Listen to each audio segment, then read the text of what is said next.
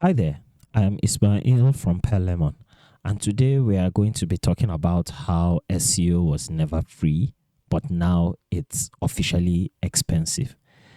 There's a myth that SEO is the great equalizer, that a small business with great content and a smart strategy can outrank a corporate giant.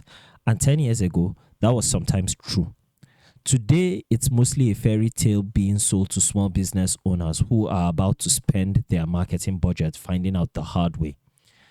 The cost of competing in SEO has quietly exploded, and the gap between what an enterprise brand can deploy and what a small business can afford has grown so wide that they are no longer playing the same game.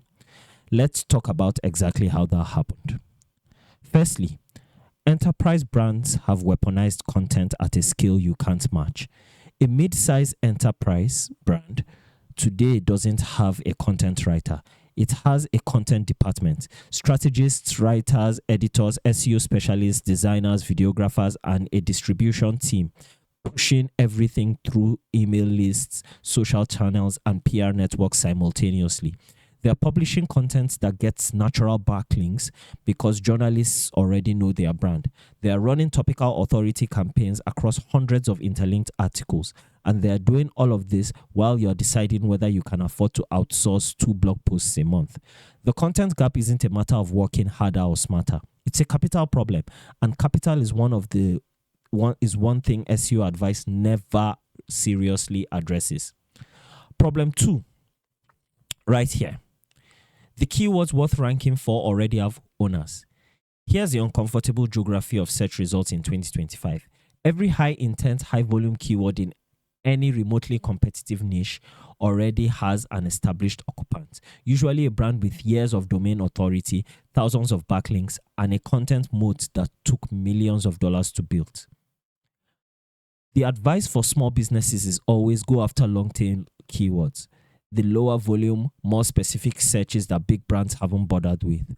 And that works to a point. But long tail keywords convert at lower volumes, require just as much work to rank for as they used to, and are increasingly being eaten by AI overviews anyway. The safe harbor that small businesses were directed towards is quietly disappearing. The next problem now is link building now requires a PR budget, not just good content. The old promise was simple: create something genuinely useful and people will link to it naturally. That promise was always optimistic. Now it's essentially dead, almost delusional. Earning editorial backlinks from authoritative publications requires relationships, outreach teams, press releases, and often some form of paid partnership dressed up as organic coverage. Digital PR, the practice of creating linkable assets by pitching them to journalists, is now a core part of a serious SEO strategy. And a proper digital PR campaign costs thousands of pounds per month. Small businesses are being told to earn links naturally, while their competitors are running structured PR operations specifically engineered to generate the same exact links. It's not a content quality gap, it's money. Next problem, the tools required to compete are themselves a significant expense.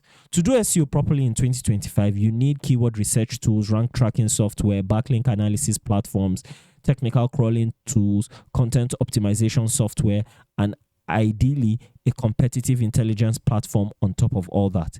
Ahrefs, SEMrush, Screaming Frog, Sofa, ClearScope, the stack that a serious SEO operation runs on costs anywhere from $500 to several $1,000s per month before you've even written a single word. Enterprise brands absorb that as a rounding error on their marketing budget. For a small business owner doing their own SEO on top of running their actual business, it's a meaningful monthly commitment, often for tools they don't have the time or expertise to use to their full potential. Next problem. Now, what is the solution to all these problems? So does this mean that small businesses should give up on SEO entirely? Not quite, but it does mean that being brutally honest about where you can actually win is very important. Local SEO is still a genuinely level playing field. Google business optimization, local citations, and location-specific content are areas where a small business with real community roots can outperform a faceless national brand. Niche authority in genuinely narrow topics still works. The more specific your focus, the fewer enterprise brands have bothered to build content there. And own channels like email lists, communities, and podcasts are investments that don't evaporate when an algorithm changes. The honest advice for small businesses is not to do better SEO, is to stop trying to win a war you are not resourced to fight and build something the algorithm cannot take from you. Now, to end this, SEO was sold to small businesses as the affordable alternative to paid advertising. For competitive keywords in 2026, it isn't affordable anymore. Knowing that earlier would have saved a lot of people a lot of money. If you found this video to be useful, please make sure to like, comment, subscribe, and share. Thank you so much for watching, and I'll see you on the next one. Goodbye.